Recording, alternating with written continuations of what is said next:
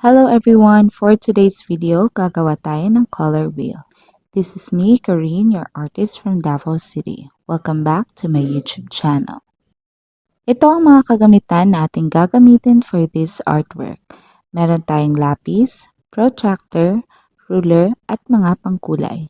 Pwede kayong gumamit ng crayons or watercolor. Pero for today's video, ang gagamitin ko ay ang aking colored pen.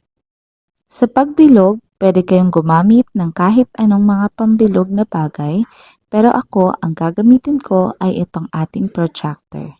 Napakahalaga ng protractor sa ating gagawing color wheel kasi ito ang magpapantay sa bawat bahagi ng ating color wheel. Simulan na natin ang step-by-step process sa paggawa nito. First step is gagawa muna tayo ng bilog gamit ang ating lapis at protractor. Ano nga ba ang color wheel? Ang color wheel ay isang organisasyon ng mga kulay na nagpapakita ng ugnayan sa pagitan ng mga pangunahing kulay o primary colors, secondary colors, at tertiary colors. Make sure na alam ninyo ang gitna o center ng inyong bilog. Lagyan ito ng tuldok sa gitna para maging palatandaan. Hahatiin natin ang bilog into 12 parts. Markahan ang 30, 60, 90, 120 at 150 degrees sa ating papel gamit ang protractor.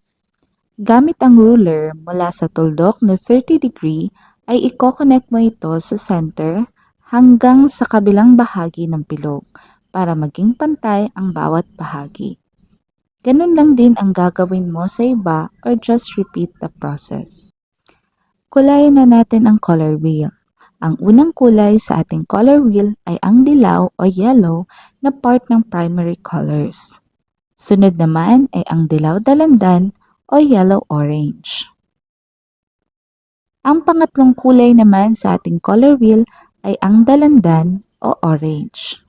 Ang pang-apat naman ay ang pula dalandan o red-orange. Sa panglimang bahagi ng kulay ng ating color wheel, kukulayan natin ito ng color red o pula.